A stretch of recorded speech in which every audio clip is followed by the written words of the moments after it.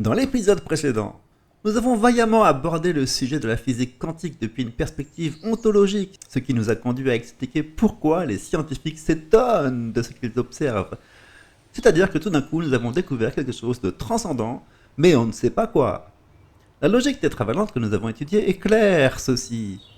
Et l'état de choc, la stupeur, peuvent être ramenés à un émerveillement.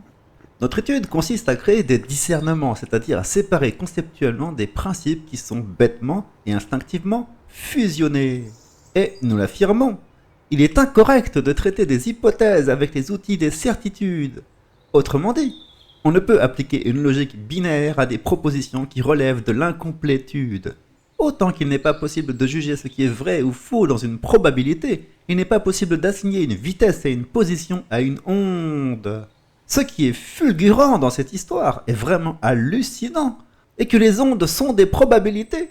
Pourtant, la lumière, on la voit, mais elle n'existe pas dans notre cadre tridimensionnel, constitué de trois axes que sont l'espace, la masse et le temps.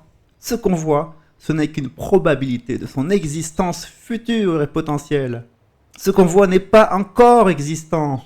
Dans l'espace, elle est transparente, vous avez remarqué, car rien ne l'arrête. De la même manière d'ailleurs que la chaleur n'existe que sur Terre au moment où la lumière frappe l'atmosphère, mais dans l'espace il n'y a pas de chaleur. En réalité, un photon peut prendre des virages à 90 degrés s'il en a envie, et potentiellement il le fait. La question quand on observe un photon est « que voyons-nous » Il faut bien qu'il ait pris un virage à 90 degrés pour venir frapper notre rétine, ou du moins la caméra qui l'a filmé à ce moment-là. Et toute la gerbe de probabilité qu'il y a de sa présence. Tous les photons perçus par le film sont le même photon. Et pendant qu'on le voit où il est, lui, il est déjà ailleurs. Il continue sur sa trajectoire qui est la plus probable, c'est-à-dire à peu près tout droit. Et une fois qu'il a été capturé par une masse et converti en un électron, il est là-bas. Alors pourtant qu'il était bien capté par notre œil juste avant. La lumière est une probabilité de la présence de la lumière. Cela veut dire que plus on s'enfonce dans un labyrinthe, moins il y a de probabilités qu'un photon nous suive jusque-là. Et on le voit bien. C'est ça qui est extraordinaire.